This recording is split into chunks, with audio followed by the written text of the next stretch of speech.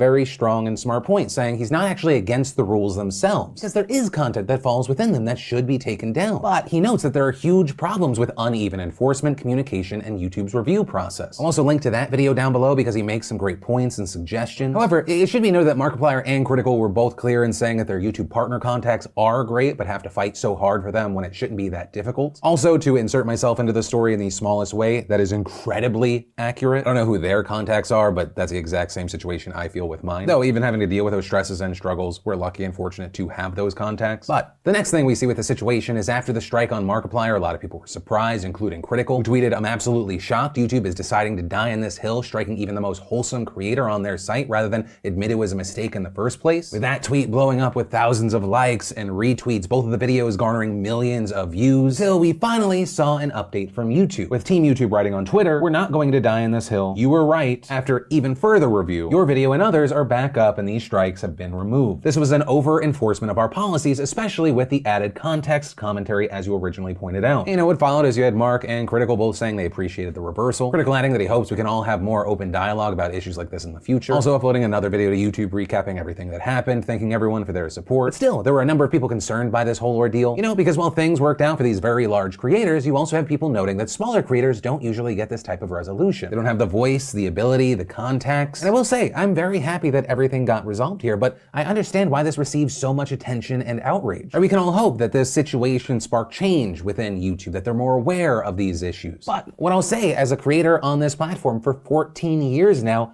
I do have doubts. I am hopeful, but I have doubts. And that's because during that time span, the only thing that I've seen consistent for creators is that stuff doesn't get done, it does not change unless people openly complain and complain constantly. And that's in part because we're dealing with an imperfect system, because the scale of YouTube is unthinkable. Like, how much content is uploaded to this platform every single minute? Wild. So I think the implementation and enforcement of rules that has to take in mind context, I have serious doubts about the success rate we could see there. You know, that is where I'm gonna leave this, and I wanna pass the question off to you. What are your thoughts here? Are we seeing actual change, progress, openness for a conversation? Or do you maybe see this as an outlier situation, that YouTube put out the fire because it was too big? Also, do you think this system in place can get to a point, or a new system could be implemented that could actually enforce things properly? Right, the hope is that through situations like the one we discussed today, progress can be made, but do you think that it will get there? Yes, no, why not? I'd love to know your thoughts here. But from that, I want to share some stuff I love today, and today in Awesome, brought to you by Robinhood, and more specifically, RobinhoodPhil.com. And if you don't know, Robinhood is a fantastic investment app for beginners and active traders with no commission fees. In addition to them being a fantastic sponsor and actually being a great way to support the show because we get paid per conversion, I've actually been using and loving the app for years now. It's easy, it's clean, and the best thing of all is that if right now you sign up using RobinhoodPhil.com, right, you just click that link down below, you link your bank account, a surprise stock will appear in your account. Now, certain limitations do apply, but you don't even need money in your account to get that free stock. And while there's a good chance that that stock will have a value of $2.50 to $10, you also have Robinhood saying that you have a 1 in 150 chance of getting stocks like Visa, Walmart, even Apple. So yeah, main point, go to RobinhoodPhil.com or just click that link in the description down below. You're welcome, thank you, and enjoy. And the first bit of awesome today is almost everything that Nintendo announced, though I am a little bit biased here. I have a kid that loves Mario. Among the things announced, you have Super Mario 64, Super Mario Sunshine, and Super Mario Galaxy coming to the Switch, as well as a Mario Battle Royale, which I am intrigued by, but will probably stop playing after a week when I realize that everyone is better than me. And then finally, what could be awesome, or in the real world might not be as cool, Nintendo announced Mario Kart Live Home Circuit, which is their new AR game, which will allow you to race on your Switch and using a real world race toy. Using several gates that you can place around your house or wherever, you make these custom courses, and it looks awesome. And or maybe your pet's worst nightmare. We'll see. Then we got a new trailer for the new Bond movie, No Time to Die. We had Tori Kelly creating the playlist of her life. We also got Ralph Macchio breaking down his career from Karate Kid to My Cousin Vinny. And if you want to see the full versions of everything I just shared, the secret link of the day, really anything at all, links as always are in the description down below. And then let's talk about this. Let them send it in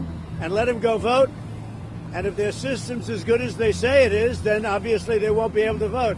If it isn't tabulated, they'll be able to vote. So that's the way it is. And that's what they should do. Send it in early and then go and vote. And if it's not tabulated, you vote. And the vote is going to count. You can't let them take your vote away. These people are playing dirty politics. Dirty politics.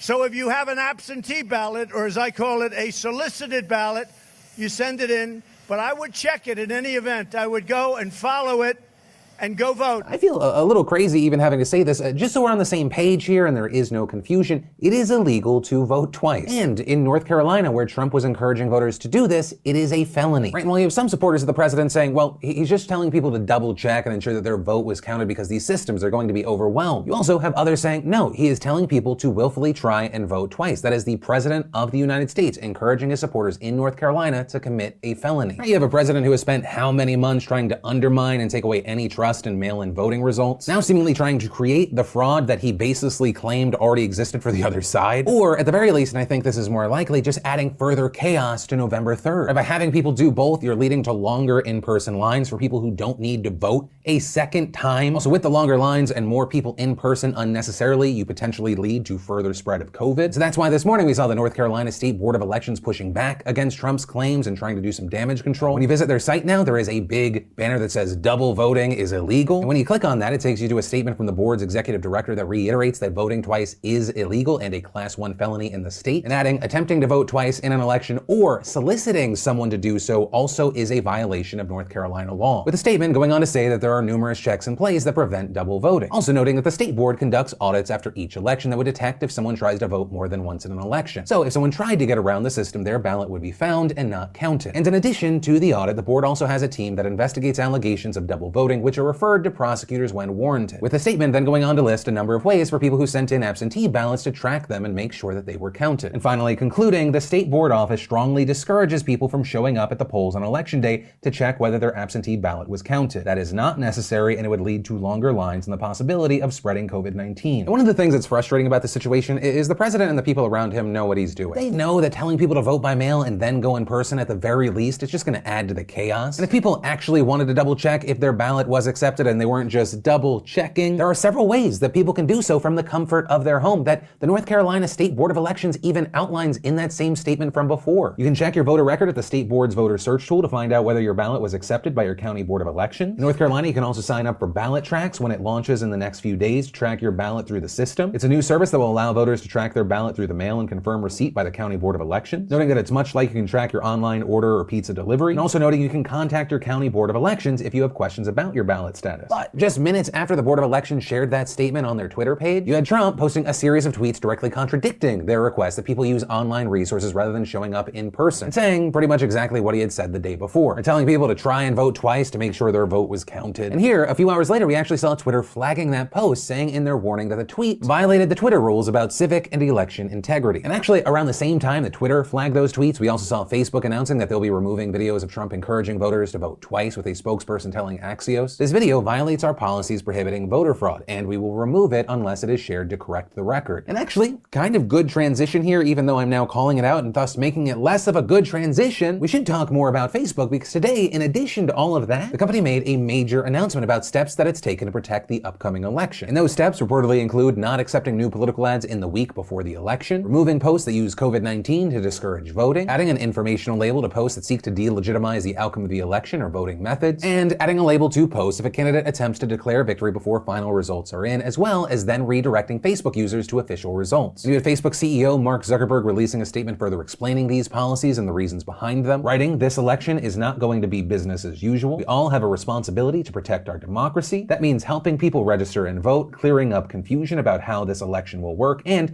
taking steps to reduce the chances of violence and unrest," and saying that they will limit the new ads because in the final days of an election there may not be enough time to contest new claims. Also talking about the likelihood that it could take a while for the election results to come in, right? We talked about that earlier this week on the show. Here you had Zuckerberg saying it's important that we prepare for this possibility in advance and understand that there could be a period of intense claims and counterclaims as the final results are counted. And ultimately, with him closing, "I believe our democracy is strong enough to withstand this challenge and deliver a free and fair election. But it's going to take a concerted effort by all of us, political parties and candidates, election authorities, the media and social networks, and ultimately voters as well, to live up to our responsibilities." Reuters will also be working with Facebook when it comes to providing accurate election results and information, with Facebook also working to register voters leading up to the election. And this is a fairly big deal because it is one of the most sweeping actions that Facebook has taken combating misinformation, especially when it comes to the election. Right, Zuckerberg has continually opposed banning political advertising on the site despite facing pressure to do so, especially when Twitter opted to make that move. And so, of course, with this new move, we've seen a ton of responses, especially about Facebook's choice to not allow new political ads in the week leading up to Election Day. As of recording, it looks like the Biden campaign has not issued an official response to this news, but you do have Samantha Zagar Yeager, the Trump campaign's deputy national press secretary, condemning this, saying in a statement,